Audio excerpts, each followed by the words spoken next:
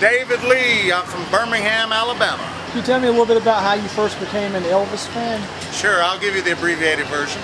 I've heard Elvis since I was a little kid, but when I became a diehard fan was because a guy I worked with named Kevin Muir, who was a Elvis nut, I thought at the time, because that's all he listened to. And then it rubbed off on me, and I've been pretty much the same ever since. Well, how'd you go from being a fan who listened to the music to a fan that performed it? Right. Well, a guy that we worked with probably 2 or 3 years after I met Kevin was leaving the company. So as kind of a fun thing to do, we were going to rent a couple of Elvis suits and change the words to some Elvis songs at his retirement party.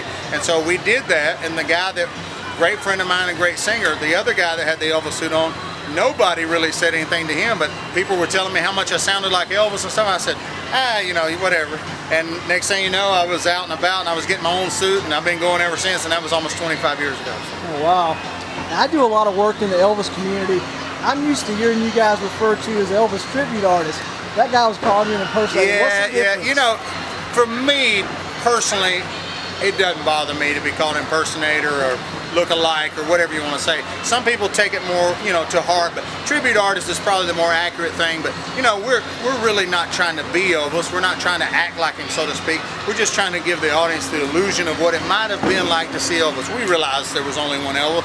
He was the greatest, and there'll never be another like him. We just try to fill that gap. So whether they call me an impersonator or tribute artist, as long as they call me, that's all I care about. I did a documentary on a guy 4 or 5 years ago, and he mentioned you as being his inspiration. Wow. A guy named Danny Frazier. Can you tell me about Danny. him? I know Danny very well, yes.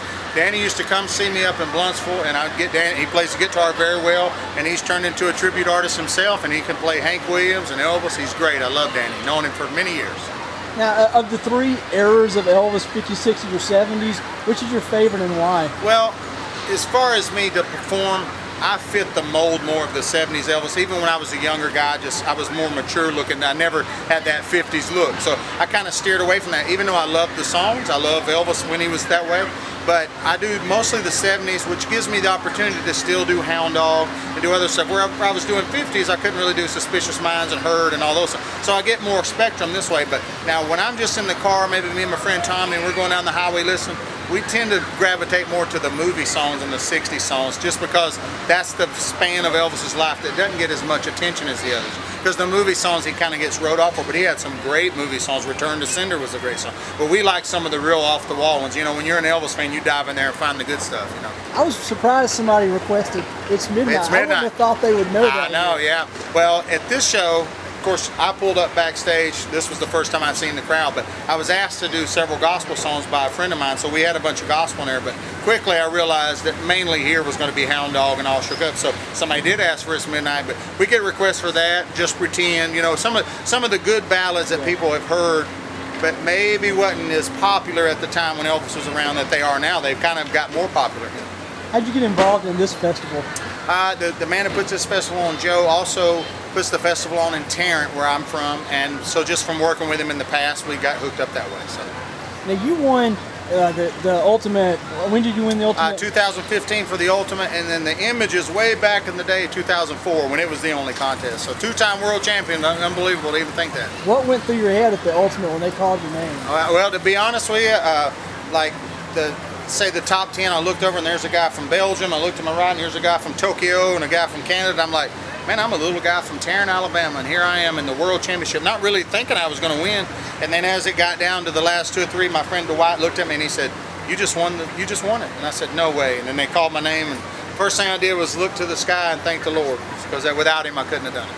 Well, where were you and what were you doing when you heard that Elvis had passed away? Well, I was only 4 years old, so I don't have any personal memory of it, but from talking to my mother and friends and neighbors that live close to me, it was like, like when President Kennedy got shot. That's what people compare it to usually. Everybody can always tell me where they were, whether they at work or they were traveling in a car or whatever. People remember that because it was such a big deal. I couldn't imagine, if I was around, as much as I love Elvis, I couldn't imagine if I would have been around when he died. It would have been heartbreaking. But he lives on through people like me and fans like yourself and fans like we're here tonight. So he'll never die. But can you tell me what it was like the first time you walked through Graceland?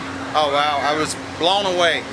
there's so many gold records in there, and I'm a big fan of the jumpsuits. I like all the different crazy, like I'm wearing the Flame tonight from '76. So I like all the different stuff. So to be able to see that up close was just like, wow. And then there's the big long white couch, and you're like, man, that's the couch Elvis sat on. You know, that's the pool table Elvis actually used. Elvis ate off of that stove. You know, when you're an Elvis fan, that's the Mecca, man. That's it, you know. Last two, and I'll let you go.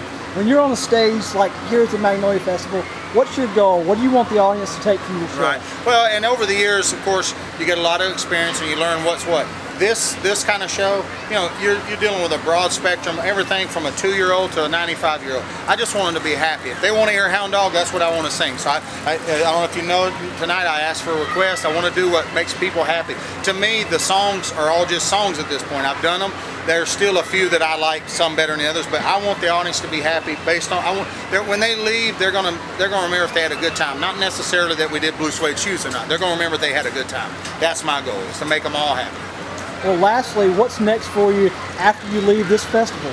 Well, we just got a booking kind of spur of the moment in Canada, so I'll be leaving, flying out Friday, going to Toronto, then we come back, and then I think the weekend after that, we have our Clambake Festival, which we got 7 other guys coming in from all over parts of the country. It's going to be the first kind of event like this, and we're just looking forward to it so much.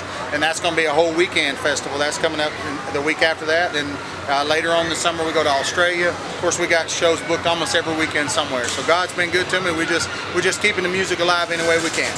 Awesome.